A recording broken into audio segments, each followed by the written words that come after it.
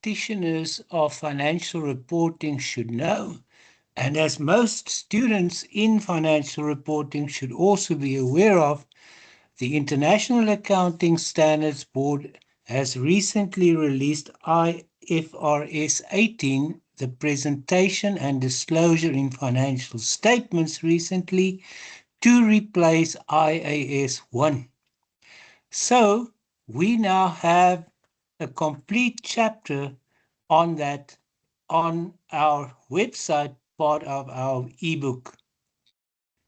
For those who haven't seen this on YouTube yet, this is a world first. It is a living ebook, audiobook, and video book, all three in one, where we publish chapters on the latest developments on financial reporting, specifically the standards released by the IASB, the International Accounting Standards Board, and we then provide you as students and practitioners of financial reporting with the latest news, the latest facts, and we also supply you with support and understanding of these standards.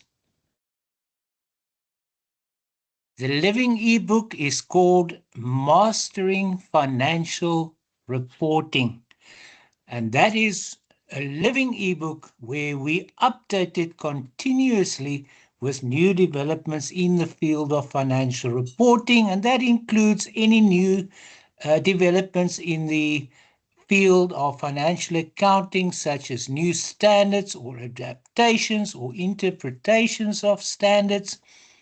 It is all on the website. I'll display the website just now.